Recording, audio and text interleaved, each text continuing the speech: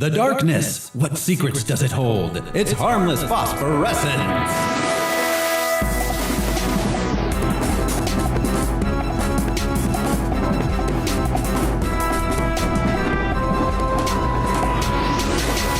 Hello everyone, this is Throw Smiley, and if you don't like it, I'll cut your balls off and see how you like that. I am joined this week by... I'm Josh Cece, and I'd like to let you know how the skin is going. I'm Brian Lesh, and if you're not going to kill me, I have things to do. I'm Alaric Weber. Pay $5 to see the dancing freak. $5. The dancing freak. This Seems is kind of high for 1990. Doesn't it? $5. This is a really freaky freak. And this is Harmless Phosphorescence, the podcast where we watch every theatrically released full-length live-action superhero movie ever made. We gather some research into the production and the source material, and then we tell you about it. Hey guys, we just wanted to take a moment to tell you all to head on over to our Patreon for just the price of a cup of coffee. Every month you can get tons of bonus episodes. We did a Star Wars series. We have some Christmas stuff up there. There's some other stuff on the way. Maybe a little song and dance from some of our members. All right. Oh, yeah.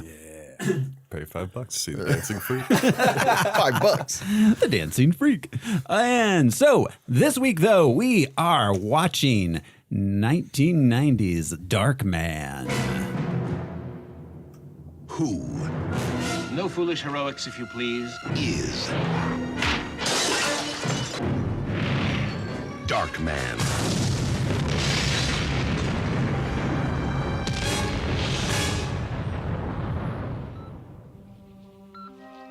They destroyed everything he had, all that he loved,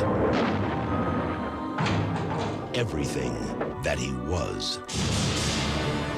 Now,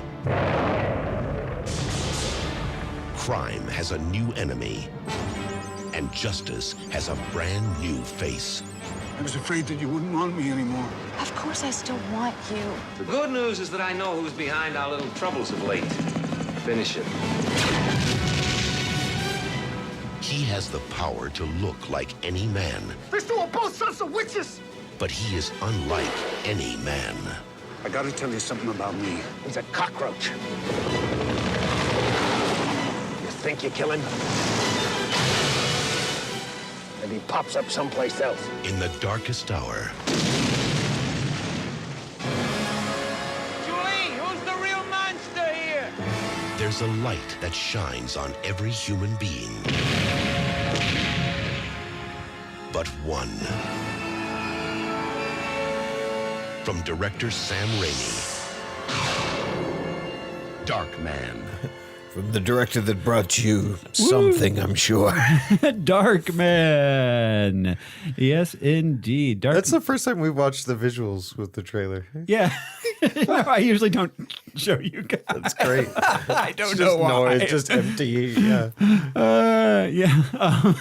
It released August 24th, 1990 with a running time of 95 minutes. It cost $16 million to make and took in 48.8. That's awesome. Wow. Yeah, made its money. No wonder Sam got a career. Yeah, he did good.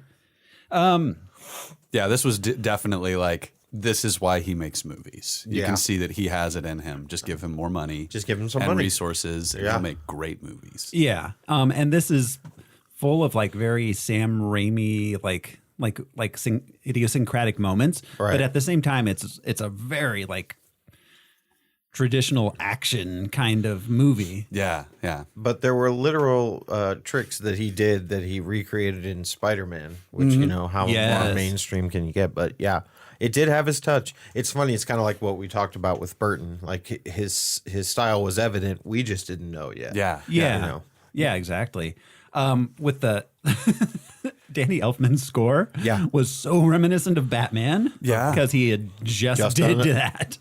Well, and to me, this was like one of the least Elfman sounding things that I remember Danny Elfman doing. I think so. Yeah, that's true. Yeah, The end credits in particular. I remember like watching the movie and the end credits came on and I went, this sounds like Danny Elfman, man. There were moments Like, in there. There were definitely like his little melodic flourishes and stuff where like the theme like plays out. Yeah. And, like, Some of that, yeah. But yeah, Mostly drums and strings, the like a suspense. the bum bum bum bum bum like thing he does. Yeah, there was a lot of cool hand percussion and stuff too. Yeah, it was interesting, Danny Elfman. It was not like everything else that he does. It wasn't a little outside straight his, Burt yeah. and Danny Elfman. Yeah. Right. So there's not really any backstory to this character because he was created by Sam Raimi for this movie. That's fantastic. Yeah. Sam Raimi, he wanted to do Batman or The Shadow, but he couldn't get the rights for either of those. So he decided to create his own superhero. They're both all over this movie. Right. The Shadow and Batman. Yeah. Yeah. Oh, all over it. Yeah. So he ended up writing his own superhero story. He wanted to pay homage to comics and also to the Universal horror films of the 30s. He definitely did that. Yeah. Absolutely. There's a rumor that the Coens, who are good friends of Sam Raimi, they worked with him on Evil Dead. Frances McDormand is in this movie. She's married to Joel Coen. It's a rumor that Joel and Ethan Coen did some uncredited script doctoring on this. Uncredited, so the 5 people that were credited Weren't enough. yeah. Yeah, There were people behind the scene. Well, I mean, creating your own superhero is kind of a daunting task. I 'cause imagine. there's a lot of like pitfalls that you can just run right into. Yeah. For sure. And he subverted some of that stuff in interesting ways, but kept to the script too. Well, and it was produced by Universal, so I'm sure there were a lot of chefs in that kitchen. Oh, yeah. Oh, yeah. Well, and As a lot of opposed to people like Evil Dead, wanting nobody it to told look them anything. a specific way Right. because it's Universal too, because of the monsters. And this was Raimi's first Hollywood studio film. Was it? Yeah. So lots of money already. Yeah. But yeah, that made a lot of money. Yeah. Oh yeah. That Let's see. Bill Paxton and Gary Oldman at certain points were both up for the role of Darkman. All right. So was Bruce Campbell. Yes. For a short bit, but He kind of got to play him. he got in there. Yeah, That's right. Yeah. Yeah, because that's what Raimi wanted, and Universal was like, who? Yeah, like, no way. Like and he's such a cheese ball. He's great, but I don't think it would have been as serious as Liam Neeson being The dramatic. the chin and the smile. Oh, and yeah. of course, Liam has no chin in this, but how do you Yeah. Lee, get rid of that chin? obviously, okay, so I don't think I've seen this movie since the early 90s. And I didn't know who Liam Neeson was then, but Right. watching it now, it's the most Liam Neeson-y performance. Yeah. So, okay, so he, Sam Raimi, of course, would later on direct a number of well-known movies. Simple Plan, Oz the Great and Powerful, and of course, the Spider-Man trilogy, which we will be getting to in, I don't know, a few months. He was also the producer of Hercules, The Legendary Journeys, and Xena Warrior Princess. Totally. I don't think I realized that. Really? Oh, wow. There are a lot of elements in this movie that you see in those shows. The flying objects. Yeah. Yeah. Yeah, it's not a POV of the object, but it's as if like a camera is flying simultaneously. Along Yeah, with the like object. parallel love to that. it. Yeah. Yeah. I No. love Oh that. my God. Yeah. That's such a Raimi yeah, thing. it's a classic. You saw that stuff in that kind of thing in Evil Dead. That's how Spider-Man and moves. we on get screen. it in Spider-Man. Yeah. I mean, Yeah, I'll wait till we get to the scene, but yeah. I didn't know this. He had a writing credit on the Hudsucker Proxy. That's a well-written movie. Yeah. It didn't do well, but, just great it's a beautiful movie. Coen dialogue. Yeah, it looks great, too. He was also a producer for Spartacus, the new Really? the newish The series? yeah, the series 2010 Showtime 2013. or something? I forget. Had Lucy Lawless Yeah. in it. Oh, yeah. I think I heard about that, and they were all in a boardroom, and he stood up and said, "I'll produce Spartacus," and then another guy stood up and said, "I'll produce Spartacus," and then the third. By the end, they didn't know who was producing. And then they all went to a bathhouse. Yes. So, Cory Booker stands up in a corner. That's just stage direction. I would love to read. I'm Spartacus too, guys. so apparently there were, on the 12th draft of the script, Holy shit. the studio hired a team to fix it up. A team. A team. We called them Ghostbusters. Which was Daniel and Joshua Golden, neither of which have written almost anything else to any credits. Daniel doesn't even have an IMDb or Wikipedia page, and Joshua has like 2 things that are like episodes of random TV shows throughout the 2000s. So somebody just met these guys and they're like, can you help? Help us, please? Help? They were delivering food to the Universal lot. It was also... He's like, do I have a task rabbit for you? Get on over here.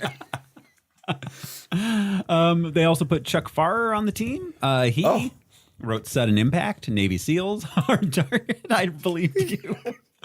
Barbed Wire, The Jackal, Arlington Road, The Green Hornet. And that's mostly it. Huh. I remember The Jackal. Yeah. He was a Navy SEAL who then went into screenwriting. That cool. explains why, like in The Jackal, he's like, I shot you in the liver. It's going to poison your blood. Because he's like a Navy SEAL. That's totally shop talk. Yeah, that's really funny. He wrote Barbed Wire too, of course. Yeah, Barbed Wire. Yeah, there's a lot of Navy protocols in that. I remember that movie as a very small child. Why is this on TV? Oh, dear God, change it. See, we were old enough just to remember her tits. Yeah, I just remember my grandma running in and being like, what are you watching? A taut psychological thriller. Right. Grandma. Why don't you sit down and learn something? Watching Pam. It starred Liam Neeson. I have a very particular set of skills. And that Apparently. is acting. Yeah, exactly. Set of skills. He started off his career in Excalibur, The Bounty, The Mission, Next of Kin with Patrick Swayze. He was in Krull. Anybody remember Krull? Oh, I remember Crawl. He had to work a long time before he was in movies with more than one syllable. Immediately after this, he was cast in Schindler's List. Wow. Immediately after this. So I have to imagine Spielberg was like, I got to get Darkman. Oh, wow. Man. Wow. Yeah. That is wild, yeah. That's a big... Well, I heard that Liam Neeson did a little sketch at a bar mitzvah. That's all it took for Spielberg. Would you like to understand that joke? Then just give us $5 a month and watch our Solo, a Star Wars adventure from Harmless Phosphorescence. I could not remember. Only episode. Could not remember which film that's her. So yeah, then of course he was in The Phantom Menace, Gangs of New York. He played Aslan in the Chronicles of Narnia. Oh, yeah. It's a good casting. Yeah, no, it is. The Taken series, of course, and we will see him again for this series in Batman Begins. Didn't he play Zeus? He played Zeus in Clash of the Titans. Yeah. Oh, He was wow. also Hannibal Smith in the A-Team movie. Oh, yeah. Oh my God, I forgot about that casting, too. movie existing. So he seems to not have range despite the range of characters he plays, but I've always liked him.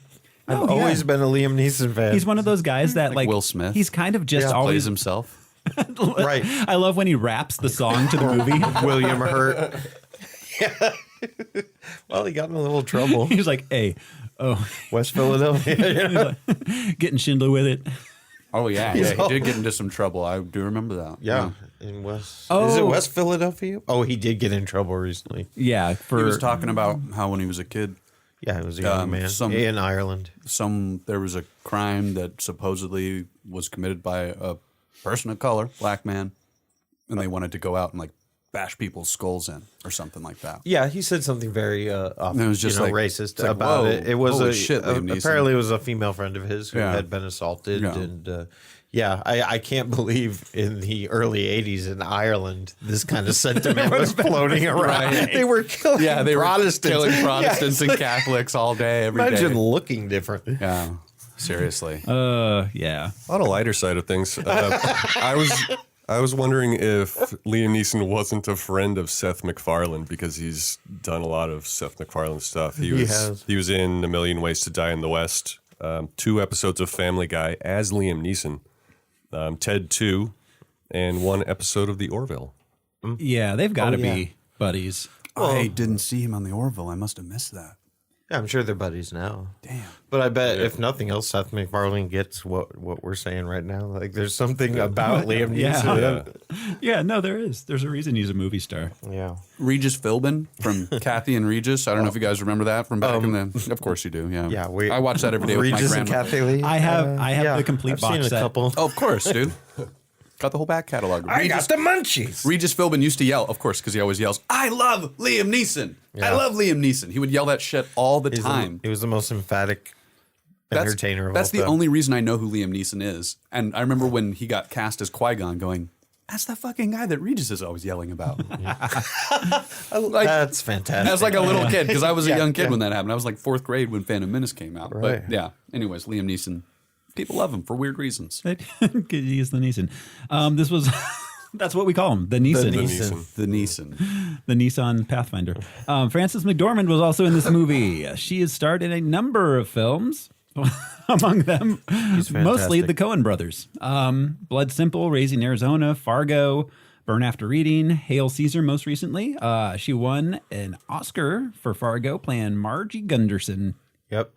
She worked previously with Raimi on Crime Wave in 1985. Really? Yes. Yeah. Which the Coen brothers also were on as various, I think one of them was an AD. Yeah. Well, and Sam Raimi edited Blood Simple, which was their first movie and her first movie. Yeah, she's got a really complex role in this, and she was given the girlfriend role, and she plays it really different than anybody else would have. I feel like, as far as like being not just girlfriend, but girlfriend and like independent person, she keeps getting roped into the classic trope of being superhero girlfriend. But I think that she plays it really, really, really like nuanced as much as she can as it's written. You know. Yeah, I mean well, we'll get there. Yeah. I guess, Just a sidebar. Have you guys ever heard of the movie A Woman, a Gun, and a Noodle Shop? Yeah, I've heard of it. That's a remake of Blood Simple. Oh, really? By a Korean director. Not John Woo. It's a But anyway, person. Yeah. she. Damn, I forgot. Yeah, she just won an Oscar for 3. Didn't she win for 3 Billboards? She won for 3 Billboards. Yeah, okay. Yeah. Second Oscar. Yeah. And yeah, that's when she gave the that was the Me Too speech that she gave at the Golden Globes. Yeah. Was the Globes? No, yeah, it was the Globes where she gave the Me Too speech. About Weinstein? She may have mentioned Weinstein, but like she got up and she just talked obliquely about being a woman, and they kept cutting to women. I don't know. It's kind of manipulative. There are a lot of summer homes Not the speech, that are but the cringy coverage. thanks to Harvey Weinstein. Yeah. All right. So this is her only superhero movie appearance. We won't be seeing her again unless we expand into, I don't know, the Coen movies. like Just imagine her in the MCU. oh my god. I could see her playing like President Margie Gunderson. She can play anything, but yeah, she has a gravitas that doesn't sort of exist in the Avengers mansion. No, it does not. Well, and she's just kind of plays through uncomfortable moments really well. Yeah. Yeah, in just ways that Sometimes she creates them, and she's fantastic because of that. Yeah, she really does. She can make a scene uncomfortable that has no business being. Will you marry me? I'll consider it. Like, you could deliver that line a lot of ways, and that was a very uncomfortable delivery of that line. She delivered it like she was in court. Yeah. It was great. She just does great with whatever anybody gives her, it looks like. I think so. We also had Colin Friels in this, who was in a bunch of Scottish productions in film and television, and also Dark City. Who does he play in this? He's a Strack. Louis Strack Jr. Shrek. He plays Shrek. That's what I thought. I kept thinking his name was Strat, like a guitar. It was not. They only said his name like twice. Yeah. Larry Drake was also in this, best known as Benny from L.A. Law. From L.A. Law, yeah. Didn't he play someone that was disabled? Developmentally disabled? Right, developmentally disabled, yeah. Hadn't learned this. But he, as was common at the time, did like sort of a voice even. Oh, yes. Yes, yeah. It was a very 80s version of a dog. Yeah. He's appeared in Superman the Animated Series, Batman Beyond, Star Trek Voyager, Stargate SG-1, Firefly, Justice League, and Green Lantern First Flight. Wow. As well as starring in Dr. Giggles. Oh, yeah. was a movie. A horror movie. Yeah. He passed away in 2016. He was great. Pour one out for Larry. Yeah. Oh, well, in this, yeah. Dr. Giggles, I don't remember. Right. Yeah. I was high on laughing gas. We don't usually talk about the sequels to movies, but in this case, we will briefly, because we're not going to do them. They were not released in theaters at all, straight to video, and we are not doing straight to video movies in Thank goodness. this. Yeah, Was Liam Neeson in the sequel? no. Okay. Well, I don't feel so bad then. So they were filmed simultaneously Oh my god. together, and 3 was actually supposed to be 2 when someone made the decision to Take him to Japan. to switch them around. Yeah, exactly. To switch him around. Yeah, and make 2 seconds, because 2 is the return of Durant. I guess they figured we need that Larry Drake star power for the sequel. And we all know studios are just banks, you know, they're just money machines. But whenever this shit is done, it just destroys credibility to the, Oh, to yeah. filmmaking Yeah. as an art. You know, as an art, like, yeah, we made a bunch, and it's all 3 movies, and you can switch them around however you want. It doesn't matter. Well, also matter. different director, writer, all that. actor. I had no idea it was simultaneous. That's wild. Yeah. Though Raimi would produce. He did produce Yeah. them. Sequels. Although I'm not sure if he actually was an active producer or simply not. had a producing credit. Because he possible, created the yeah. character. Yeah, similar to like Stan Lee kind of thing. Yeah.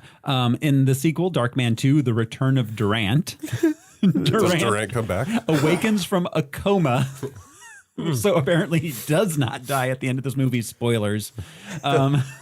I'm sure they just turned off all of his nerves and he just survived what the it was. excruciating helicopter burns. Well, he wakes up. He wants to get revenge on Darkman and make more real estate deals. I mean, he likes what he Real likes, estate. man, you know? It's all about real estate.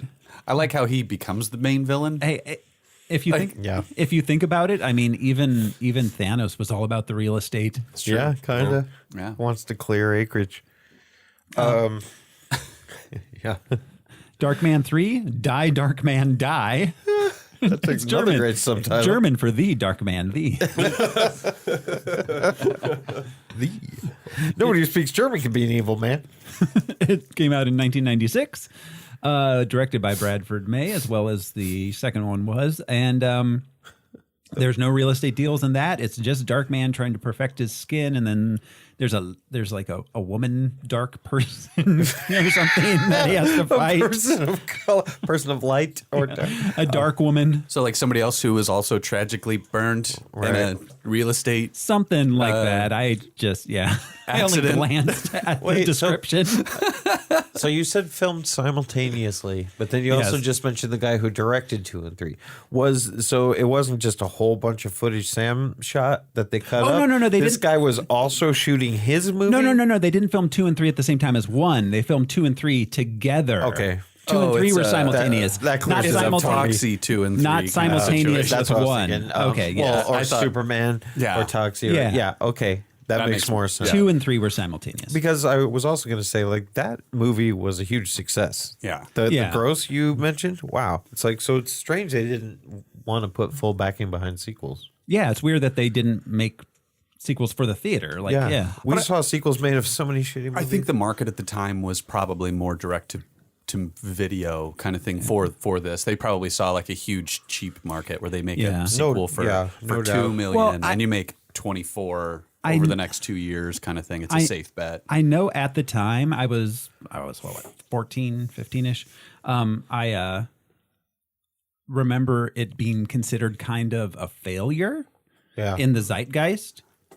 Obviously, financially, they did fine, but I don't think anyone was clamoring for more Darkmen. It wasn't perfect, you know. It definitely could have been better. I really loved this movie when it came out. I remember liking it a lot, and I saw it about 7-8 years ago in Mickey's garage, and it held up. Yeah. I really enjoyed it. I thought it was Yeah. great, but I could see why people aren't immediately like, "Oh, dude, this is the new Batman," Right. You know, or this is the well, new Spiderman. and it was or supposed to something. be the new Batman. Yeah, exactly. That's what they And hoped. it didn't have that level of Yeah, it success didn't, at it didn't all. hook Right. the world in that kind of way. Well, and up to that point, Universal hadn't had a real superhero breakout kind of thing. yeah, because I mean, like the Superman Mummy, and Batman were other. it's not that, you know, like it's different. but they have their creatures. I think the Mummy was after. But you know what I mean? Like they're They have the monster monsters, catalog. they're not the same as like Superman. No. Marquee names. You know? So this movie was on Siskel and Ebert. Yes. Here we go. Show us your Thumb thumbs. masters. That's one of several original things in this movie where the director, Sam Raimi, comes up not with just recycled stunts and gags out of old action pictures, but original ideas. That actor, by the way, was Larry Drake, who plays Benny on L.A. Law. And here, really, it's one of my favorite scenes in the movie where he's in the revolving door with himself, and even the audience is confused as to which guy is Darkman and which guy is the bad guy.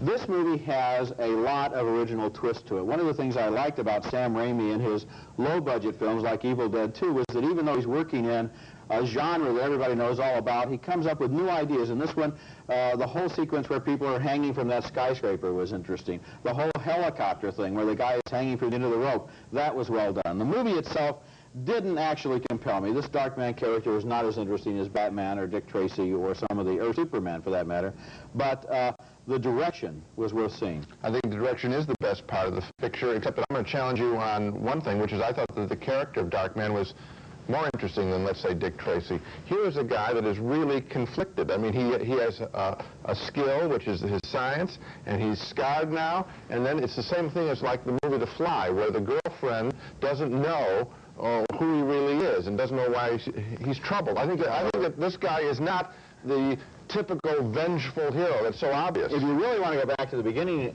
of this legend, it would be Swamp Thing, which was the movie that inspired The Fly as well as this, and it has the same thing. The laboratory explodes, the guy runs out, he lands in the water, he winds up horribly scarred, his girlfriend doesn't recognize him. You could have a whole festival of girl doesn't recognize monster movies. Well, but I think that there's something there in this guy. He is played as a pretty much of a tortured guy, which is risky. I mean, the easiest thing is to play him as a guy who gets off on the violence. He can't control his rage. He loses control. This Liam Neeson is an interesting character. I think it's a stronger picture than even you're saying, in addition to the direction, which I admire, because a guy is given a project like this, and how do you realize it? There is more put into this frame for frame than most of the pictures we see, and it's really a tribute to this director, Sam Raimi, but also to the writing of the character and the playing Liam Neeson. All very good.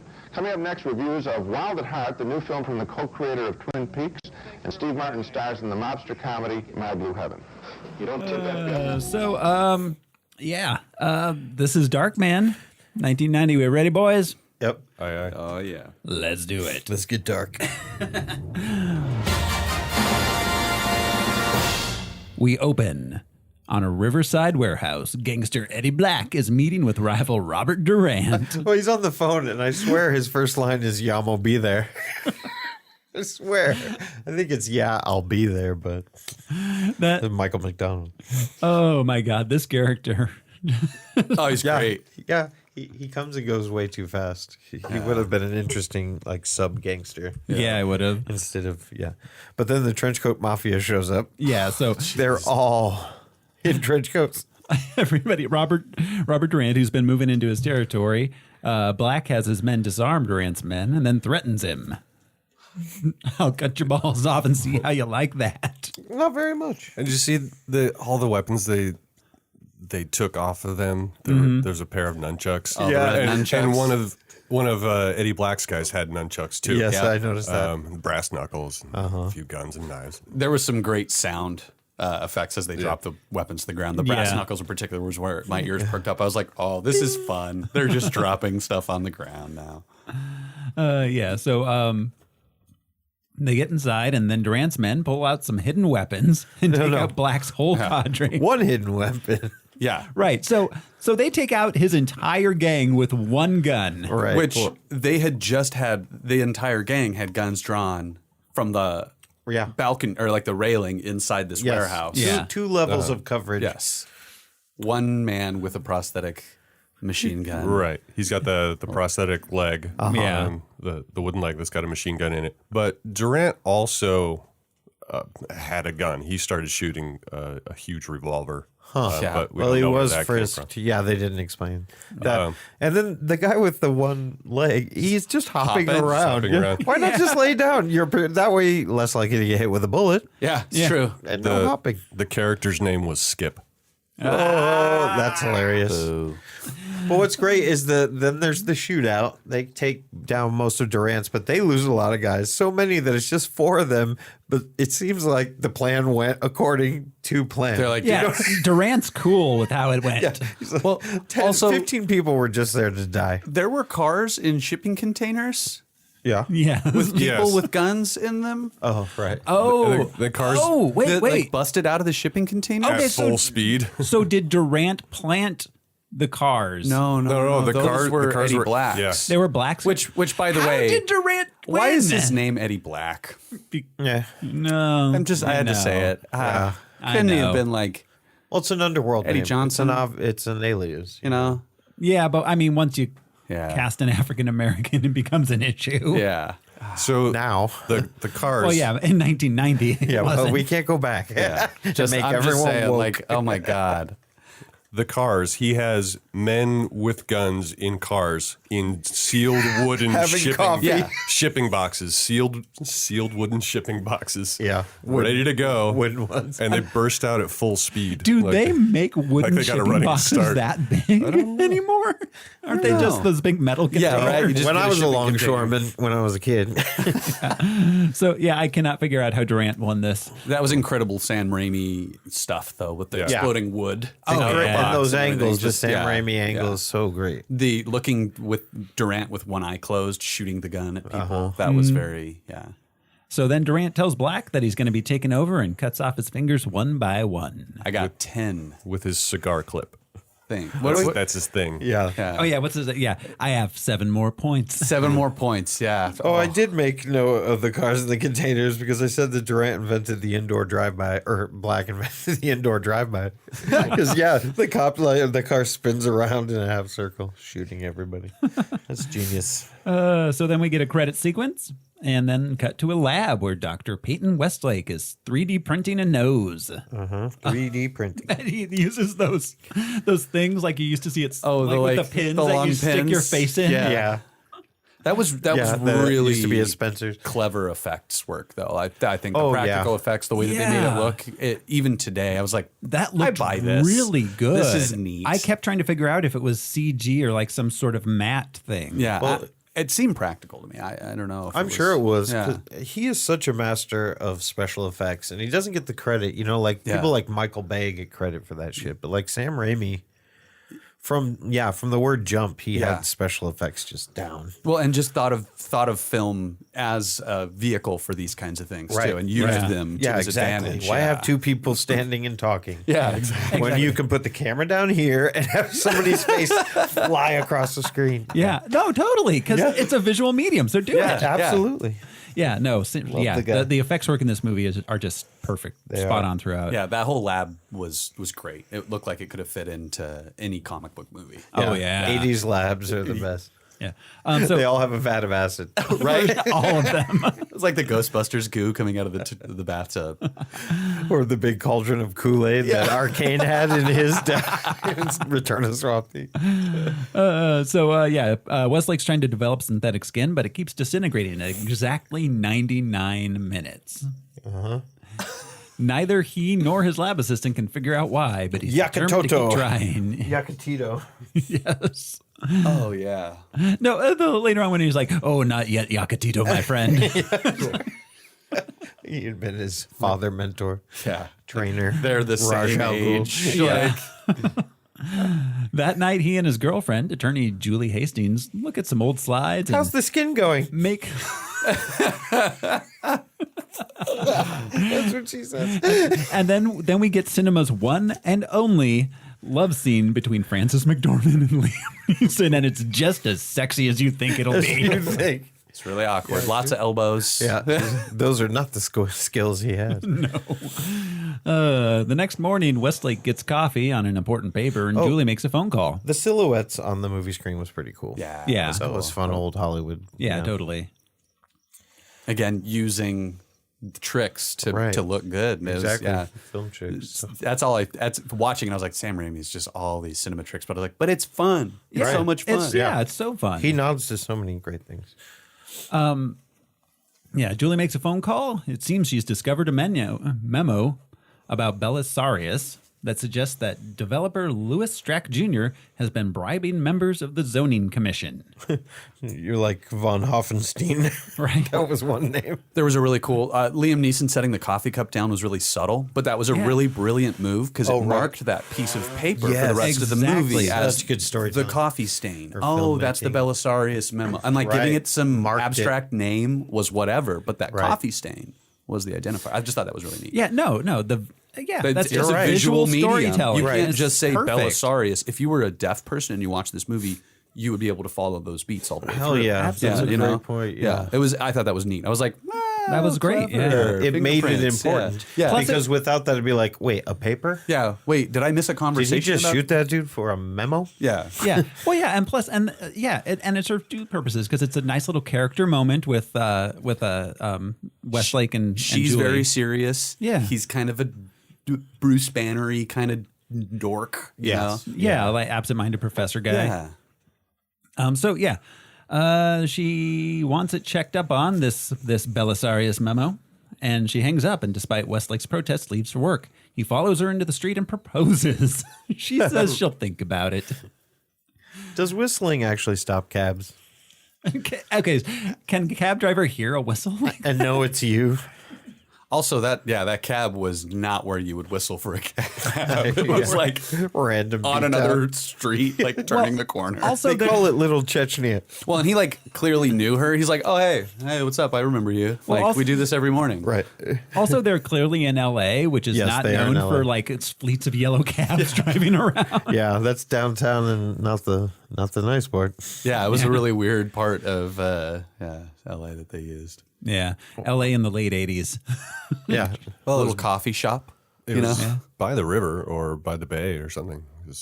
He fell into water. Yeah, it's Well- true. Yeah. He did get launched. Well, I mean, the city in the movie is just a city. Yeah, they never but it's identify clearly it. shot Yes. in L.A. Yeah. Yeah, that's downtown Los Angeles. Yeah. And then Chinatown. Yeah. It certainly is. Yeah. So she goes to her meeting with Strack, and he confesses, showing Julie that he plans to design a whole brand new city. Krypton. Yes, creating a substantial number of new jobs. He suggests that she allow him to destroy the memo, and she says she doesn't have it with her. He came right out with that right info. out. Yeah, he was just like, worse than a Bond villain. Yeah. He's like, yep, I did it. Why don't you come over to my level? Oh, right. I thought that was interesting. It was different than what we usually see. Yeah, from the them film pretending. in that sense, like just And we still get the traditional beat of later on, like we find out he's up to even more no good. Yeah. But it's cool that he came out But the with it right away. fearlessness, just reinforcing that, like, billionaires the really end- don't the- fear anything. the Yeah. ends justify the means. Right. Join Yeah. me. Mm-hmm. Yeah. So we had mentioned earlier, yeah, she's playing a lawyer in this movie Yeah. more than she's playing a girlfriend. And, Yes. yeah, so this was his office is badass. First of Yeah. all, that's one Oh, of the yeah. coolest like evil Especially executive office. Especially later on when the wall slides away Right, and we yeah. can see Oh, the yeah. that was a dope set. Yeah, it was really good looking. But Yeah. it's real estate. Well, Again, real estate. They start planting the seeds of him trying to seduce her because she's seen the memo. Yes. Yeah. You know, Yeah. so that's an important plot Right. point. That's why kind he's of thing. interested at all, yeah. Which, and not to diminish her role as just a lady to be seduced because she saw a thing, but she plays that so complex. It's great. Yeah, no, she's doing so much more than this role is written requires her to do. She's the only female in The entire the movie. film, yeah. I don't even know if there's an extra that says, "Oh, there's a woman screaming at the end or in the middle." Yeah. But yeah, no, there's that scene. I don't think there's another woman. No, I don't think so. I mean, there's a few extras like in the carnival sequence. Yeah. But, he has a secretary, but nobody speaks. Yeah. He warns Julie about mobster Robert Durant, a competitor for the land he's trying to obtain. Durant also wants the document. Meanwhile, back at Westlake's lab, Westlake and his assistant, Yakatito, are testing the skin when the lights go out. This time, the synthetic skin is stable after 100 minutes. Westlake deduces that the skin is photosensitive. Their joy is short-lived, though, as Durant and his men show up and demand the memo, which Westlake knows nothing about. They search for the document, and Durant has his men kill Yakatito and beat Westlake. Okay, did you guys notice that they're still using the leg gun. Somebody was still using the leg. Like they because the needed guy to is use that. hopping. Yeah, They he's hopping show again. Skip hopping. Why? Okay. Also, his lab is in his loft apartment. Yeah, Like, it's a cool multi. It's just like, this is my house. I have a lab here where I do skin printing. Yeah, Right? skin And above what the do you- coffee That's shop. what I used to call it. Like, So, wait, who's funding him? Hey, baby, want to do a little skin Yeah, exactly. printing? Like, Is he just a scientist for hire who does his own thing? Yeah, for real. Independent. Well, he wants to get published. He's a freelance scientist. He is. Exactly. yeah. He's not even a scientist. Just into. He's just an enthusiast. It's a kind of 3D printer. You met guys with. There was some clumsy setting up that was his house. I think Yeah, like that wasn't the super document clear. was No, it there was not clear. at his house on his bed. Yeah. Because You're he right, that said- was not clear He to says me to her, either. maybe if we get married, you can tell my grandma that you live here and it's my house. She thinks she has Alzheimer's. Well, yeah, and then with Right. the establishing shot, we saw it was the same building, but it was There again, was some work to show that was the same place. but it again wasn't super clear. No, it Yeah. wasn't. I was surprised that the memo had gotten to his lab. Yeah. Yeah. And then that's what led me to believe it was the same place.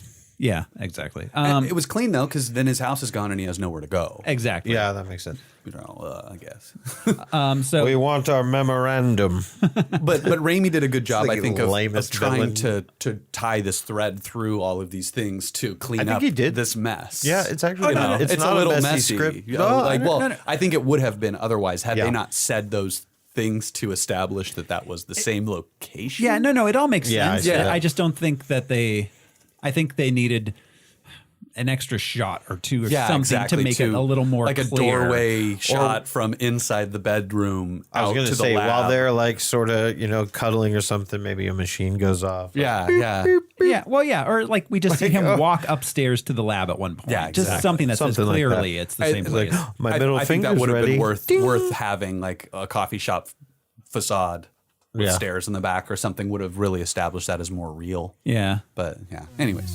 Hey everyone, Thoreau from Harmless Phosphorescence here with a message for you. Yes, you listening to me talk. Did you know that the Harmless Entertainment Network has a Patreon? That's right, you can join in and get extra fun like a Star Wars Harmless Phosphorescence miniseries, a patron-only Q&A roundtable episode. We have great bonus episodes of audio dramas like Attention Hellmart Shoppers in 1994. But not only that, if we reach our next patron goal, we'll do a monthly bonus Harmless Phosphorescence about a patron-chosen non-superhero movie. Plus, there are great new shows on the way, and if you're a patron, you'll get to hear them first. Head over to patreon.com/harmless entertainment today, and for the price of a cup of coffee, you too can join our super awesome superhero club. Now, back to the show. So, they rig the lab. They burn in Westlake's hands and dip his face in acid. Apparently, whatever that stuff is, the Chemical skin vat. chemical Yeah. Smilex. The description of the film always calls it acid. It's General 80s, 90s It's acid. acid. Except for this part of his face that doesn't get burned by the acid. Right. It's It's the lower half, so that's what kind of got dipped in. But like his whole head Well, got dumped.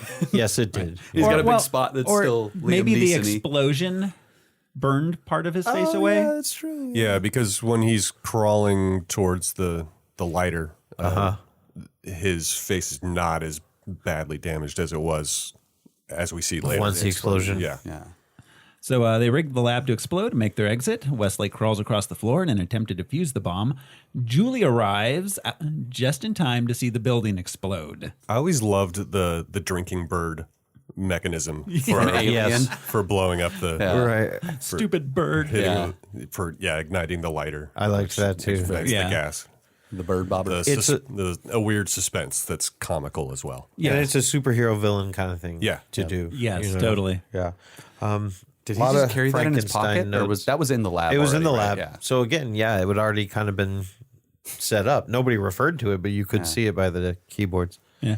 Yeah. The blast throws Westlake through the roof and into the bay. That's a cool origin, I gotta admit. Yeah. For a superhero. Getting totally. launched out of the lab too was hokey but very comic. But it got book him in the origin. water. Yeah, Get exactly. the fire out. Yep. Yeah. But these are things that other filmmakers would have probably Yeah. it's a comic book movie. You don't need to know. He would how have landed in a survived trash an can explosion or something. Yeah. Yeah. Or he just would have shown up. Yeah. Like, I guess he got burned kind of bad in that explosion. Then there's a cool transition with Julie where she goes from watching the explosion to being in the cemetery. Yeah. That was a weird, That was a cool transformation. That fade. Grieving as a gravedigger explains to his coworker that they only found an ear. So he buried... Not his coworker, the limo driver. Oh, it was the driver. Yeah. The limo driver. So he buried... Did they have a tiny coffin for the ear? Just one little Yeah, I'm curious about that later on. Yeah, why was there a grave? But it's funny, yeah, that was the limo driver. He's like, notice you didn't do too much work this morning. This is what a shitty conversation to have. Be like, bro, did you drive far? Come on. We use backhoes now. We don't dig graves. We get paid hourly. Fuck off. Yeah. So the limo driver, his name is William Deere. He's a director and writer. He directed and wrote Harry and the Hendersons. Whoa. And he's one. We finally have a name to blame. And he's also a story writer for The Rocketeer. Oh, okay. So we'll be talking about him again. And the gravedigger was Julius Harris. He's appeared in Superfly, Live and Let Die, and Harley Davidson and Marlboro Man. Far out. Oh, wow. Live and Let. I love that movie, Live and Let Die. That is a hell of a movie. We cut to a hospital where, brought in as a John Doe, Westlake, wrapped head to toe in bandages, has been subjected to a radical new treatment, which has rendered him immune to both pain and tactile sensation of any kind. So it's totally a Johnny Explainer scene, but it's pretty well done, you know. Yeah, it's not annoying. Well, and having him spinning, having him being visually moving through the thing was so distracting visually from what she's saying. So you're just like, okay, but why is he spinning? I kept the whole time thinking, why are they having him spin? Well, it's just to circulate the blood, I'm sure. Well, this little his idea of creating make-believe items in a setting, because in Spider-Man 2, when Octavius is in the hospital after it had been fused from that explosion, like they show different trays of instruments that do not exist in our world. They're not for anything, but they look like giant chrome torture devices. Kind of, It's the same as those spinning things. Like, very specialized calipers. Right, We've got 14 different kinds. Right. The doctor spinning is crucial to healing. Obviously. The doctor explains that this loss of sensory input is made up for by an overabundance of emotional sensation. Otherwise, he would have spent the rest of his life screaming. Right. Well, and the adrenaline is That would have pumping, been so fun. he gets super strength from adrenaline. Yeah. Which gives him enhanced strength due to an adrenaline overload. Because of this, he's being kept restrained. The doctor jabs him with a pin and laughs about it with her students. She's delighted. She's a She's like, funny dog. Delightedly sticks him with a pin. Isn't it hilarious, this man's suffering? Yeah. Well, and they all kind of look at it, like questioning the ethics of what she just did. They're uncomfortable with her jokes. Yeah. Which was interesting, too. Yeah. She ends this scene saying, I give him a 9 on the buzzard scale. Like, Jesus, lady. Right. And she laughs a little bit about it. Oh, does that mean almost dead? Like for I think so. Yeah, Yeah, how dead? Buzzard. The burn doctor was played by Jenny jokes. Agater, and we'll see her again in the Avengers and Captain America: Winter Soldier. Our second female in the movie. You're right. yeah. And she, that's true. That's true. It's a cool way to explain your hero's powers. Yeah. Yeah. No, yeah, that makes sense. Have a doctor. Right, Do you the just run that. Like I said, it's Johnny Explainer, but but so much better. Well, yeah, and I mean, it's 90 seconds and you're done, Right, and you can just get on with your movie. Yeah, and he's just a John Doe to them at this point. Yeah. At that point, he is. Yeah, And that's why we can smoke in space. So at this point, he has a series of hate-fueled, crazy hallucinations and breaks free from the restraints and escapes through a window. This is very altered states, kind of like layered hallucination. and again, like more nods to Frankenstein. So again, very universal much, monsters that we're talking about. He finds a cloak out in the alley. Yeah. The overcoat. Yes. Right, And then, Convenient. yes. yeah, it's not a trench coat; it's an overcoat. It's got the flap on the side, like Jack the Ripper used to wear. Like a duster. Yeah.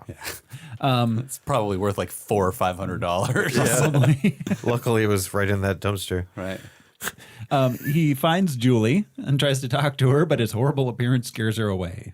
He tries to sleep in an alley directly That's flooding. directly under a drainage spout in the middle of a rainstorm. I thought about care, that. man. He doesn't have any sensation. He can't so feel it. Yeah. He doesn't feel okay. temperature He or can't anything. feel it. So whatever. He could sleep in a vat of acid for all he cares. Plus, he's despondent. You know, Yeah. he doesn't care. Yeah, and he's very sad.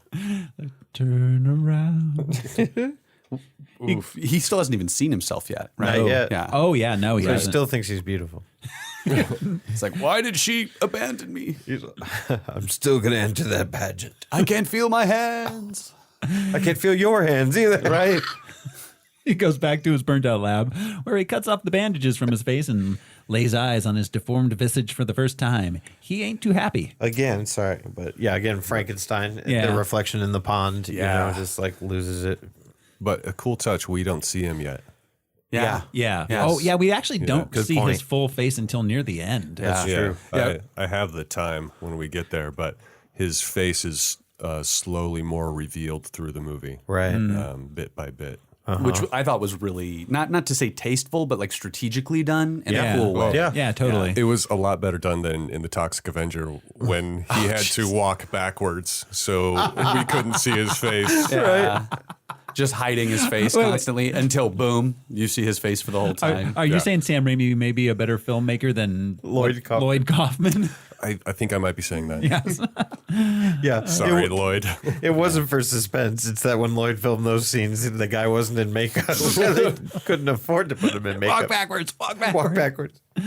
He salvages what equipment he can from his lab and finds an abandoned building where he can set up a new lab and begins a long process of digitization to create a mask of his original face while also continuing to work on making his synthetic skin stable. And he tries to befriend a stray cat. Yes. Yeah. What was it, 571 hours? 571 in like 58 minutes. Right, so for like a month. That's like, like 24 days. Yeah. In order to copy that part of the face. Photograph. Just one part of the face over to the other. The face. Right? So that was what took that long. Right. Making a face does not take that long. No, because he starts pumping them out. Because later on in the movie, there are some sequences where I'm like, where did he get all these masks? It was the copy-paste Photoshop that took almost a month. Right. And that's interesting to me, just Raimi's perception of computing power. Right. Oh, everyone's. Yeah. Chemistry and biology and all that stuff. Where he's like, oh, you can grow a plant. I mean, you can grow a face in like an afternoon, man. But copy and pasting a photo, that's going to take you a while. Working in a similar medium to film, digital stuff takes forever to render. Right. You know, Would anyone else have printed a giant penis for themselves? Oh, my God. Is anybody else watching The Watchmen? Yeah. Maybe Lori? Maybe. Do these come in blue? That was terrifying, by the way. The thought of what she was going to do with that was terrifying. Sidebar from this movie. Wait, the new one? Yeah, the show. She busts one out of like a briefcase. That's like the... Yeah. Oh, then I guess I didn't... How's the new episode up? No, not the new episode. No. The episode where Lori... it travels to Tulsa. Is in the motel, and she breaks open her briefcase with a giant Dr. Manhattan. That's right. My bad. Spoilers for Watchmen, the series. She hadn't seen the film. She had no idea what was going on when she read the script. Oh. And she busts out a giant blue dildo out of a briefcase. Right. I love that was how she discovered that her boyfriend was big and blue. So later Westlake watched through a window as Strack dances with Julie. And Durant gets his henchman a martini. I know. Just Ricky, because he did such a good job. Rick is hot. Right. He's so hot. That's Ted Raimi. Okay, so there's sort of a weird buddy mentor thing with Rick and Durant. Yeah. Told him he was proud of him. Is Durant gay? Honestly, and not to like diminish this or to like make light of it, but literally somebody says Rick is hot, and they mean like Rick is like hot, like he's in trouble. But they're saying that right after they imply that Durant and Rick have this really intimate personal relationship. Interesting. Well, there's no women. No, there's no ladies in there. Yeah, these gangsters don't have any women around. He's getting his little squire a drink. Like to me, I read into that. Later, when Paulie is framed, he has 2 tickets to Rio, and one of them is for Rick. Wow! And Durant seems to be very upset. Yeah, there's a lot of Paulie did not subtext. tell him where Rick was going because Rick went missing, and he was really upset that Rick went missing. Yeah, but the Rio upsets him because he thought they were absconding with his money. Right, too. But what 2 gangsters like decide to run off to Rio together? Yes, with the money. Yeah, You're so right. it was really interesting. I was like, oh, this, I don't know if this was intentional at all, but it reads like There's a lot there's of a weird You're- gay subplot you're right, with the yeah. villain here, Wow. Huh. Possibly. which is kind of neat, honestly. I was like, oh, that's kind of cool. Yeah. Just so our listeners know, Rick is played by Ted Theodore Raimi, brother of Sam Raimi, who's also in The Evil Dead, Cleveland Smith, Bounty Hunter, Crime Wave, Evil Dead 2. Smith. Yeah, it's great. He was in Shocker. He's been in Alf, Twin Peaks, as the heavy metal youth, Patriot Games, Army of Darkness, 57 episodes of Sequest 2032. Oh, that's funny. With Darwin. 3 episodes of Hercules and 42 episodes of Xena as Joxer, the bumbling warrior. Spider-Man 2, Hoffman, the assistant to J. Jonah Jameson. Drag Me to Hell, Oz the Great and Powerful, and Ash vs. Evil Dead. Oh, he was in Drag Me to Hell. That's right. Yeah. He's been in almost everything, Sam Raimi. He was in all the Spider-Mans, but I don't know. And that was a short list. He's been in a lot of stuff. Oh, yeah. Yeah. Yep. Yeah. He's a big character actor. He's cool. So later in that evening, in an alley, Westlake finds Rick, pulls him into the sewer where he waterboards him for information, then murders him by sticking his head through a manhole into a busy street. Yeah. That was brutal. Who's pretty now? That was really brutal. It was. Yeah, it was a cool shot. Lots of fast moving stuff Yeah. on screen, building a yeah. lot of tension and everything. Yeah. Yeah, no, that was fun. And it was an interesting way to kill somebody. Yeah. And not gory necessarily. We don't see his head get. He cut away. No, you don't need to see, yeah. He then surveils Polly, conducting a dirty money pickup in a diner. He takes... And we remember that Polly was Nicholas Worth, Bruno from Swamp Thing. thought that was Bruno. Oh my God, it was! Yep. I knew he Oh, was that was familiar Bruno? looking. That was Bruno. He's so much taller. He takes pictures, creating a Polly mask, and drugs Polly, planting tickets to Rio in his hotel room. He takes his place in the next pickup and makes off with a suitcase full of cash, despite the goons telling him that he doesn't want to know. Wait, besides the goons asking him about Rick and him saying he doesn't know. Yeah, that setup was really interesting because we saw him chloroform Polly. We see Darkman chloroform Polly. Yeah. Drop the tickets, pack a bag, and then leave as Polly. Yes. And it's like, what is he doing? And then you see the whole plot unfold as he steals the money. Where's the money? Like it was clever writing and not showing the whole plot all at once. Yeah, to no, us. we got to discover it as we went along too. Later in that day, Polly awakes in his hotel room to Durant, angry that his money has disappeared. He finds the tickets, one for Rick, and throws Polly out the window.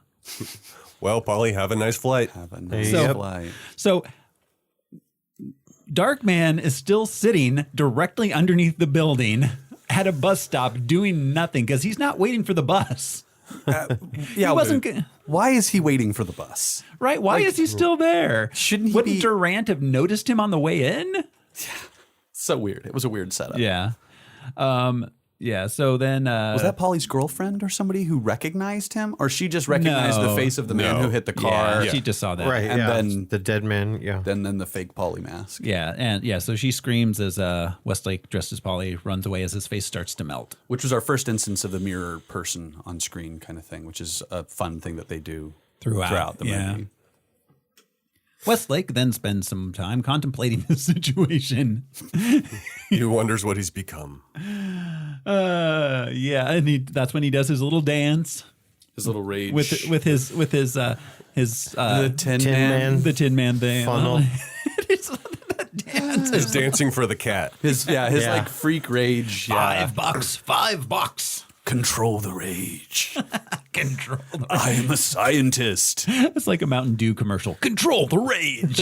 Yeah, he saw his reflection, and that's what stopped him. Like he remembers his humanity or something. He looks like Darth Vader in this whole thing, like David Prowse with the mask off. Yeah, It was really. Oh, yeah. It was really like, I was like he needs like a Oh, big yeah. collar around the thing I just to be was- like.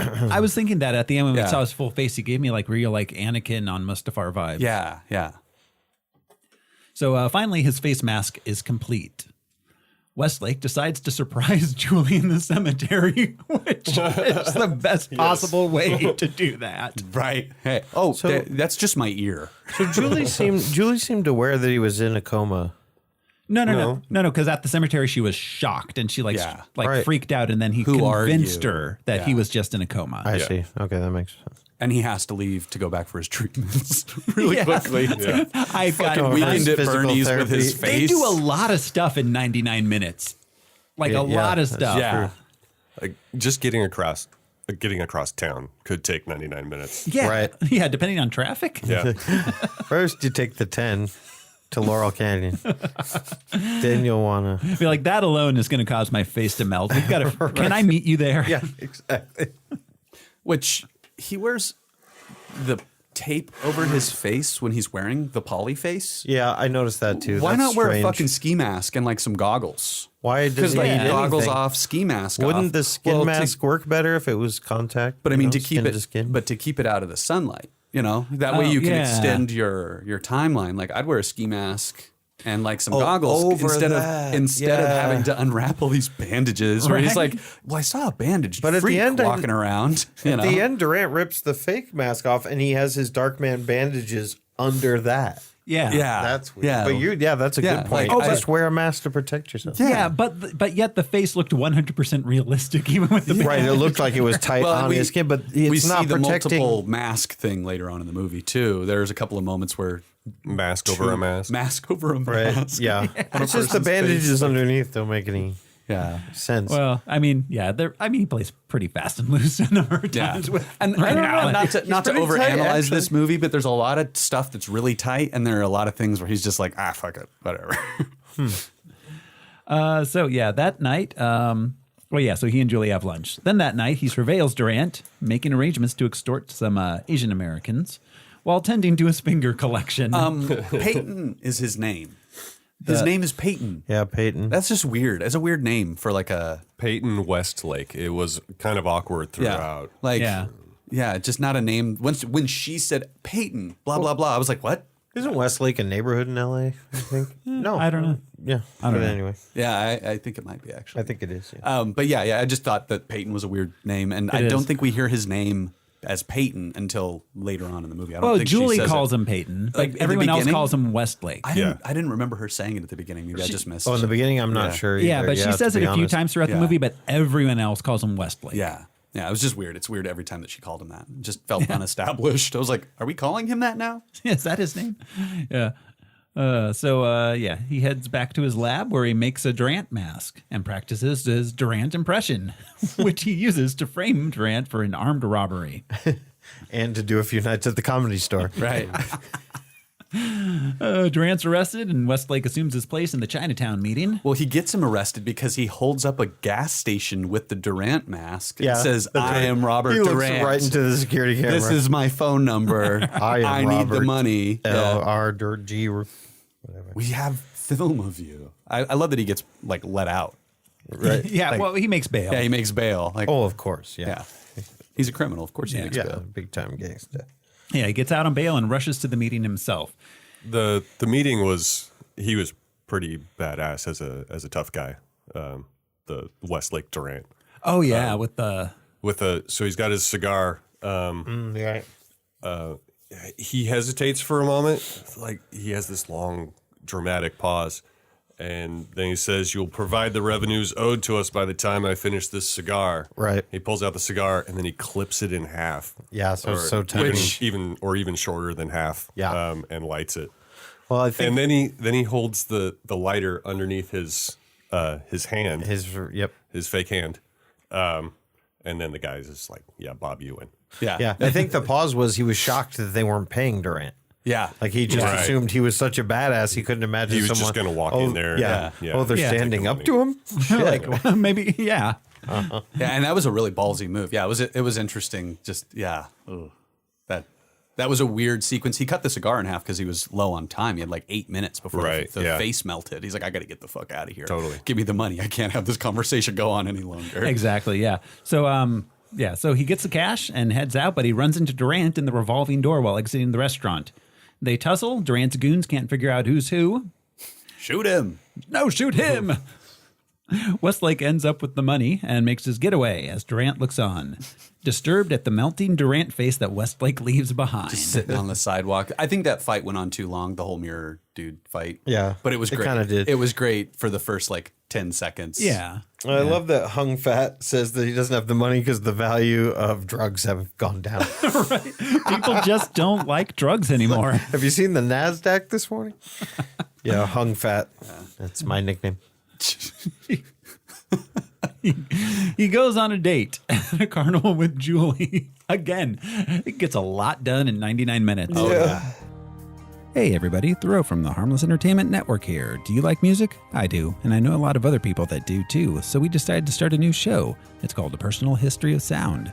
Every week I'll invite on a different guest, we'll listen to a different album, and then we'll talk about it.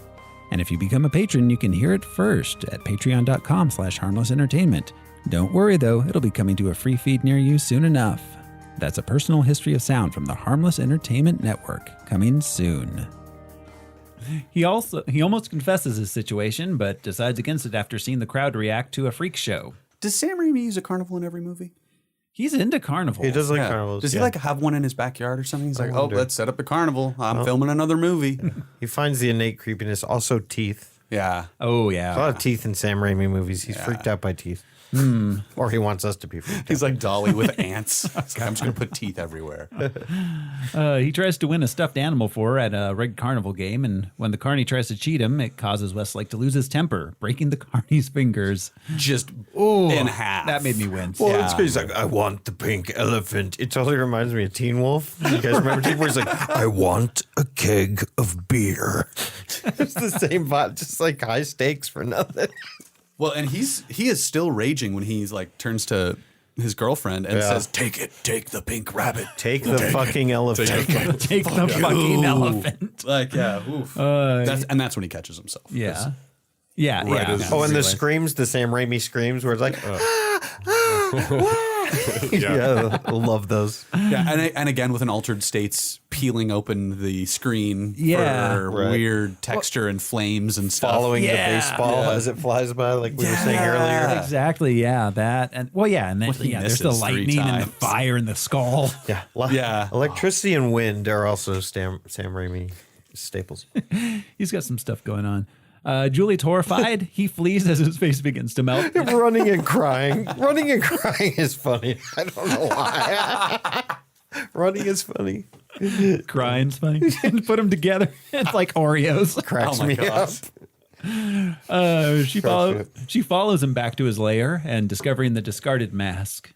And so they have a Phantom of the Opera. You know, again, Universal Monsters. Yeah. She calls to Peyton in the darkness that she still loves him. And he should have told her, but Westlake will not reveal himself. And this is the first time that we see Peyton's full disfigured face. Right? Yes. And it's 1 hour and 3 minutes into the film. Wild. Wow, we got 30 minutes left in the film. Great place to reveal him out. Yeah. Has anybody ever seen the horror movie with Vincent Price called Dr. Phoebes?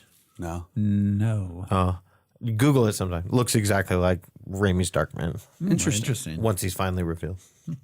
Later that day, Julie goes to Strack's office where she tells him she can no longer see him.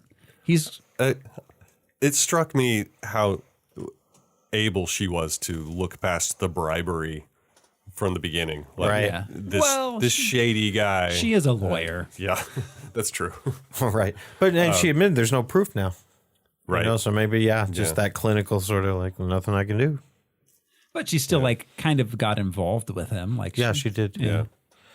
She said he comforted Yeah. And she respects him for that. Yeah. I love how he's like, I want 2,000 Cougarans, fresh ones.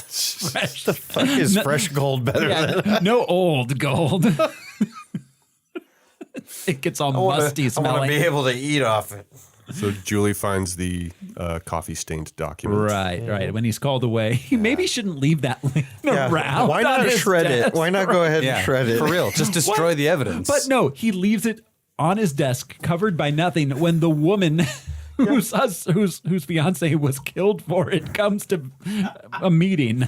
Well, it's probably a power play. I would think that it's a power play. Yeah. Oh yeah. He's just trying to get. Yeah, Shart doesn't Get it really in. care. Yeah. He's a badass. What's his name again? Shart? That's what I said. Yeah, is it Shart? Shrek. She reveals Westlake's still alive, but Strack reveals the construction he has underway and tells her he's bought off the police. He says, consider the big picture. Now, if they knew how to make a joke, he would then turn to a giant, like, painting of Elvis. Velvet. So he's secretly building a city? Krypton. Right? Yeah. He opens the window and she's like, oh, shit, you've been building that thing? Oh, right. Yeah, it's been going on.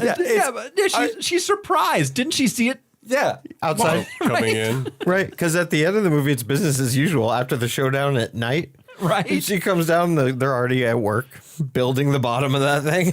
I mean, there's like dozens of buildings. Yeah. This has been going on for a while. And they're taller than any of the other buildings in the city. Yes. But he had to open those drapes to reveal it. She's like, I should look up once in a while. She's like, oh, man. She's like, hey, I'm not a reporter. I'm a lawyer. But then her classic line, best line in the movie. If you're not going to kill me, I have things to do. Badass. Yeah, so it good. is. That sounds like Fran McDormand more than Julie, whatever. Oh, yeah. I wonder if that was improv. So Shart is the Emperor. Yes. And Durant is Darth Vader. That's Yes, exactly right. exactly. Yeah. Durant enters and is told to take care of the problem with Julie and kill Westlake. I love that he says, I have a person to take care of those kinds of things. Right. Robert doesn't like to pay taxes. It's like he works under the table. Robert. Yeah, Robert doesn't like to pay taxes. Like he's a dog that also has to file paperwork. Like it was a weird My dog hates paying taxes, yeah. So Strack says to Durant, I have good news and bad. And Durant, I loved this line.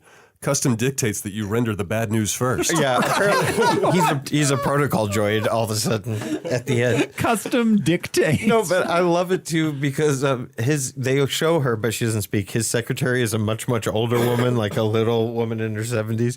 But then later on, after Julie takes off, he hits the buzzer and he says, bring Durant in. But I just, in my mind, and I laughed out loud, he pushes the button. He's like, please kill Julie. And then this old woman secretary just takes care of it. Yes, Mr. Shart. Yeah, yes, Mr. I'll get right on it. Do you want me to get your shirts? Hastings. Do you want me to get the shirts from the dry cleaner too? After you murder. We're going out to Starbucks soon. Do you want anything?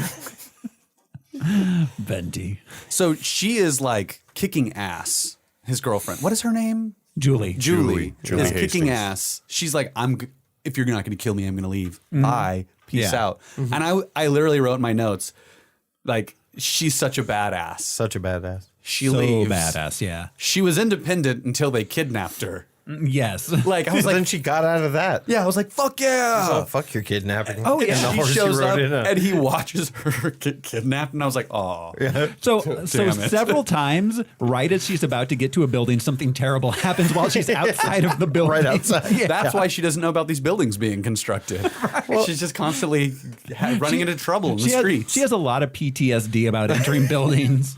Well, and when he talks about Durant working under the table, he's also like, and Durant doesn't like loose ends.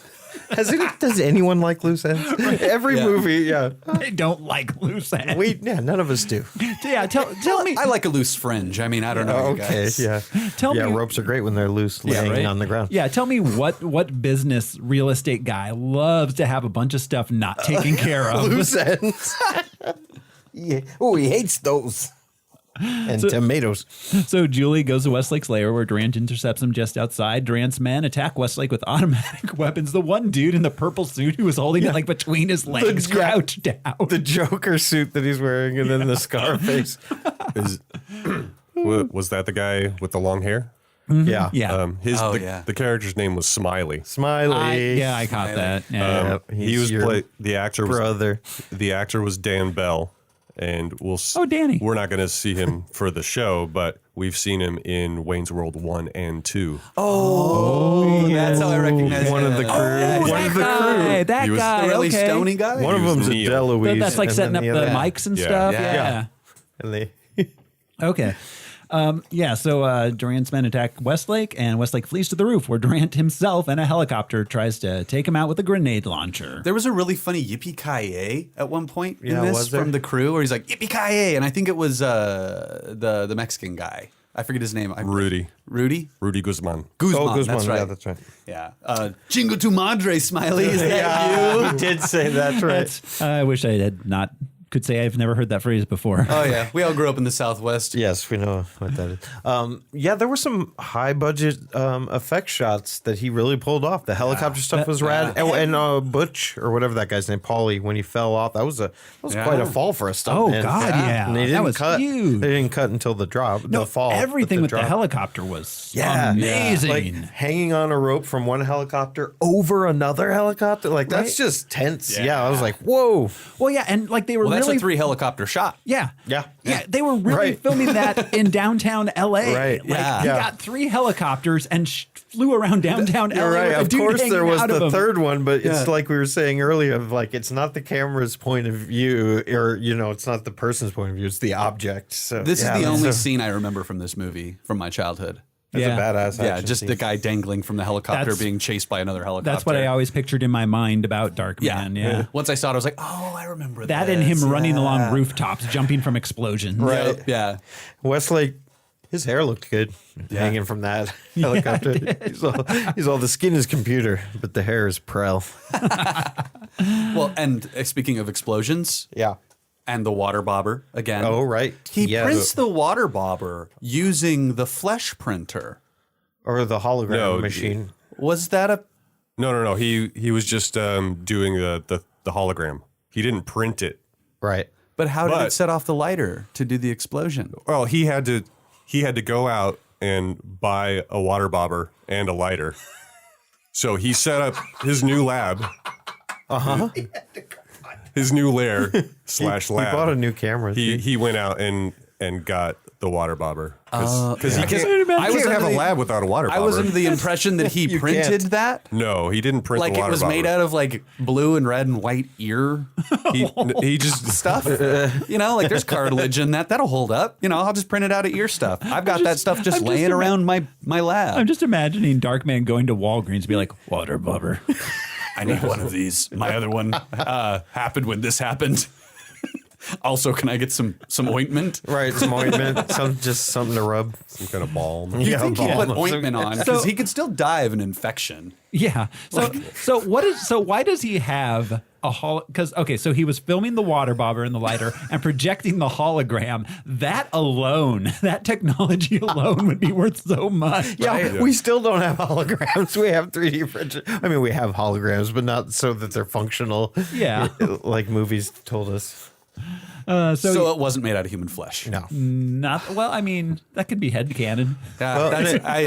It makes it freakier. And again, this movie reaffirms that a can of Diet Coke can totally destroy a computer, but explosions do not. No, they do not. So, outside, Durant gets ready to go in himself to kill Westlake, but Westlake attacks him in the cockpit of the helicopter. Which is great. I just love that he's like, I'll get him. Oh, shit. There he is right there. Durant flees in the helicopter and manages to punch Westlake off, but Westlake grabs onto an attached cable where he dangles from as Durant flies around, trying to knock Westlake off. Where he goes into the office building, excuse me. And then just flies back out. Right. That would have ripped his hands off. Right. Oh, God, yeah. Yeah, it seemed like a Superman movie, just like support your local libraries. Jumps out. Yeah. Don't do drugs, kids. Stay in school. He almost collides with a police helicopter. Yeah. And the police chopper, they start chasing him. And he's like, get back, he's mine. Go. Well, and I mean, they Car bribed chase the in the cops. air. So since they bribed the cops should, Right. oblige them. Yeah, beyond That's Durant's true. But then he Give him some shoots at the backup freaking helicopter helicopter support. with a machine gun. Yes. And the cops are like, oh, hell no, man. They're going to shoot us down. And they start shooting at him. Mm-hmm. Like, in his rage, he killed them. Like, he did it to himself. Oh, yeah. That was really weird. I don't know. I just thought that was like subtle, but an interesting thing because they own the cops. Yeah. Well, but I got the feeling these particular cops in the helicopter didn't get the memo. Right? Yeah. They're just beat cops in a helicopter. Right. Flying around looking for helicopter crimes. Yeah. When you pay off the cops, that means that nothing is going to be prosecuted against you. It doesn't necessarily mean every helicopter driver knows that not to follow your helicopter. Just pay off the DA and take care of all that stuff. When it Helicopter floats up. traffic cops. Do you know how fast you were going? I was going straight up, sir. I don't know. I don't have a speedometer for up. So Westlake gets dangled over a semi, which he lands on and attaches the cable, which luckily the semi had that handy dandy bar to attach it to. Right. Which then causes Durant's helicopter to crash into the outside wall of a tunnel. It explodes and Westlake gloats over his victory. Burn in hell. Burn in hell. Before he died, Durant was just shooting that rocket launcher or that grenade launcher at the ground. Yeah. Yes. Just shooting at the ground. No, He was trying to he's shoot. aiming at Yeah. Darkman You mean from the wire. Before that flaming helicopter explosion caused him to go into a coma. Yeah, because Darkman 2 is, again, called Return of Durant. Durant. He found his way home. So impersonating Durant, Westlake meets up with Strack and a captive Julie. They go to the top of an unfinished building. Yeah, Tower Showdown. Yes, yeah, classic. Westlake's ruse is seen through by Strack, and they fight. How are your kids? They look up to me. They're all right.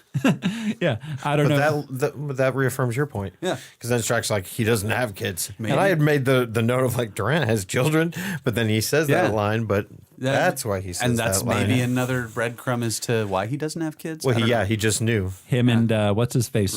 Rick. Strack also made a crack about Durant's wife earlier when he was the good news, bad news thing. Oh, your wife is dead or something? Yeah, he said the bad news, Westlake's still alive. The good news, I killed your wife. Just kidding. Yeah, I know. Yeah. Well, But yeah. we really don't know anything about Durant's family except that he doesn't have kids. Yes, that's all we know. Yeah, he's petting a stuffed rabbit when we see him at home. Maybe we find out more in Darkman 2, The Return of Durant. We may never know. We're not going to watch it. So, yeah. Strack's talking about his parkour days.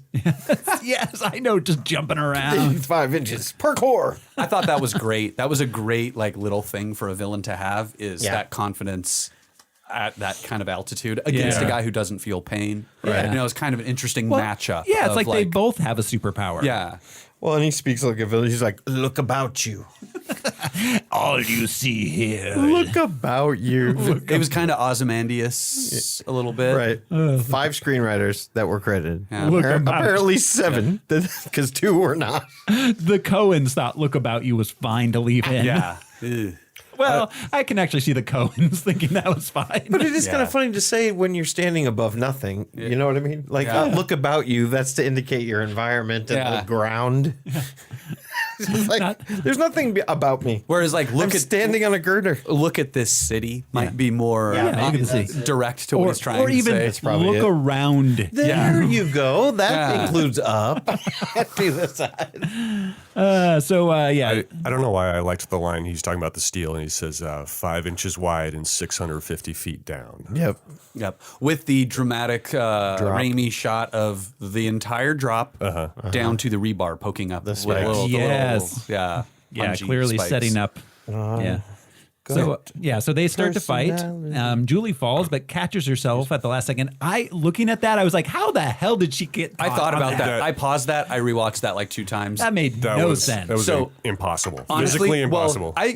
Physically imposimple, yes, because generally her legs would be below her arms and she would not be able to catch As them human legs often are. without being said impaled hers to would death. be. I literally thought about this for a while, you guys. And I realized that she might be flailing her arms above her head and swung them in front of her and caught herself by swinging her arms in front of her. But she was turned around the other way, so she Or would have had to have been behind swinging her. back. She might have been swinging going, her arms back. like trying to get his attention or something. The only other alternate thing is She doesn't. it's just loose rebar sitting on there, apparently held onto something, but maybe it like was loose and slid out, but then it would have just kept sliding off. Yeah.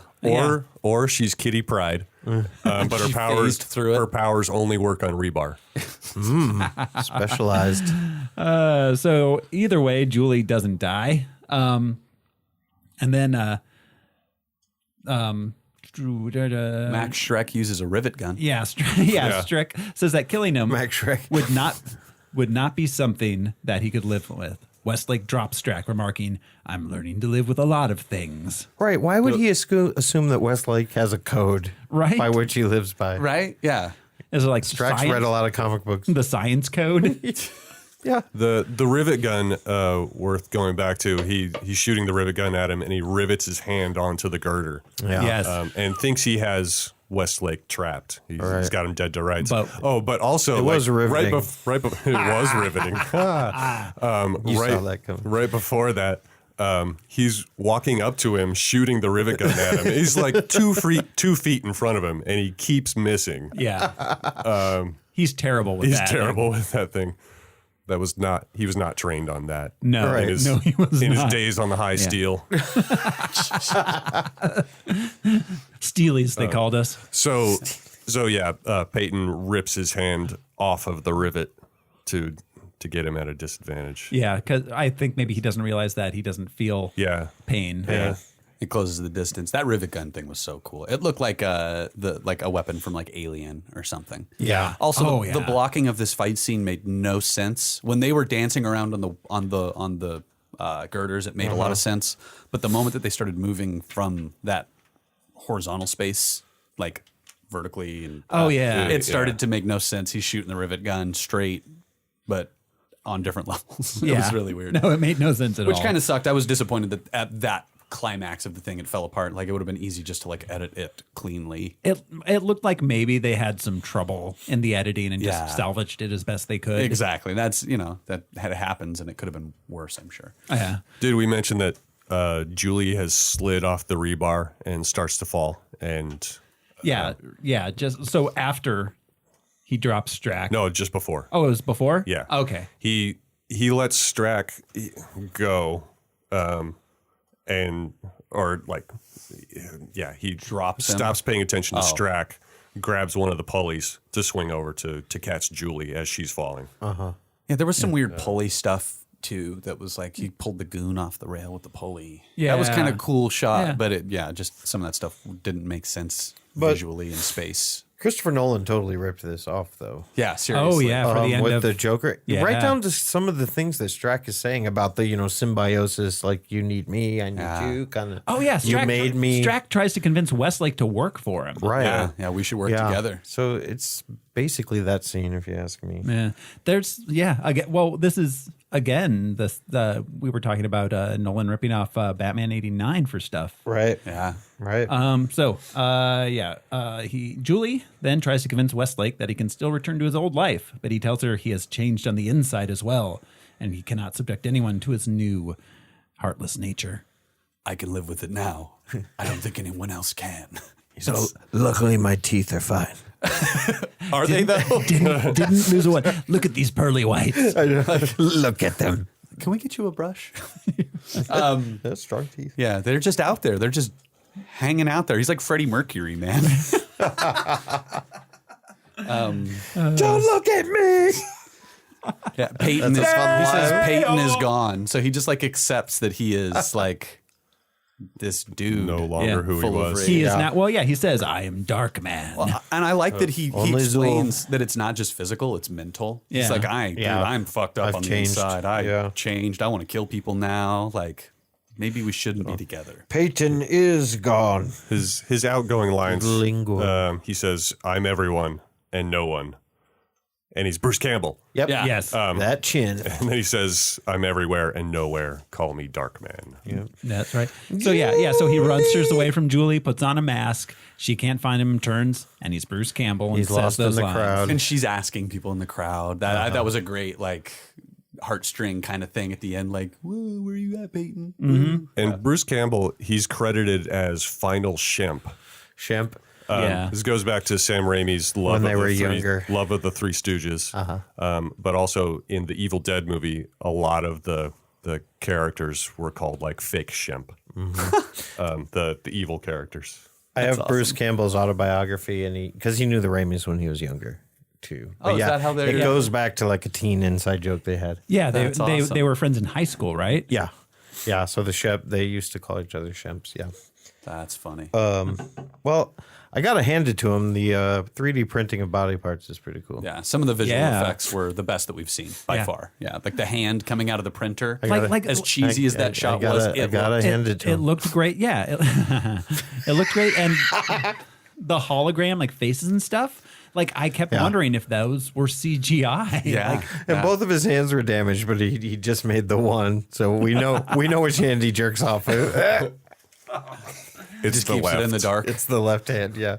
No, but he feels no sensation now. And what's great, and this was his, Oh, man. this is one of his first movies, but I just love that Liam Neeson does not have, he has his own accent. Yeah. It's his own. It's never American. It's never Irish exactly. No, but he never tries. He does not sound like he's from anywhere. Anywhere. Yeah, he has his own accent. It's wild. He's from nowhere. Yeah. He's from the darkness. Yeah, it's like he grew up in Ireland and then lived all of his like in adolescent space. years in space. Literally. Yeah, that's exactly what I was Just thinking. talking to himself. Yeah, it's just like I have these recordings of Earth. In a special six disc set. Earth. Live at the Las Vegas Hilton. Let's write this movie. Liam Neeson as a child in space. Okay, so really, all we got left is to rank this thing, guys. I think we're kind of starting somewhere near the middle, is what we're talking about. Yeah. How many do we have? So we've got 18 total. This was the 19th movie we've watched. What's number 10? Number 10 is Superman and the Mole Men, and above that is Supergirl. I would definitely place it somewhere above Supergirl. Yeah. I like it more than Supergirl. Where's Swamp Thing? Still, Swamp Thing is at incredibly high. number 4. and then what? And then Superman, then Batman. Then Batman, Superman, Batman above it. Is this better than Superman? Superman, no. Superman 2. Superman 2 is at number 5. No, I don't. And below that is better. General Zod is cool. Yeah, Teenage Zod Mutant is so Ninja cool. Turtles is at 6. yes. And Superman 3 is at 7. I like this more than Teenage Mutant Ninja Turtles. Like, I don't have problems with the Turtles movie for what it is, but I like this better. I like Sam Raimi. I like his style. This is definitely a better movie. I think so. I believe so. Yeah. I liked it when it came out, and I liked it again. Well, and this is a completely original thing. I agree. Yeah. This is not unlike Condor Man and Captain Avenger. Yeah. Just baked up by somebody. Except this one actually works. Yeah, exactly. So I'd be willing to give this a higher ranking because of things like that, too. Do we want to stick it in between Mutant Ninja Turtles and Superman 2? Does that seem like a good place? Yeah, That would put it at number 6. Yes. I'd be okay with that. I'm good with that. Yeah. All right, so there we go. Darkman going in at number 6. All right. So that's it. That's our 19th movie. Next week, everybody, we will see you back here for The Rocketeer, 1991. Rocketeer. And so in the meantime, thank you all for listening. This has been Thoreau Smiley, spending the rest of my life screaming. My name is Josh Cece, but you can call me Hung Fat. I'm Brian Lesh, and I'm learning to live with a lot of things. I'm Alaric Weber, and I no longer receive impulses of pain. Thanks, everybody. Bye. Harmless Phosphorescence was brought to you by executive producer Atticus Burkett, producers Michael Beckwith, Jojo Birchtree, Hedda Paulson, Kirsten Reed and Alyssa Dent, and Katie and Finn Thorpe. Make sure to rate and review us on iTunes. Follow us on Twitter, Facebook, or Instagram. Harmless Phosphorescence is a part of the Harmless Entertainment Network. Become a patron at patreon.com/harmlessentertainment. Thank you for listening.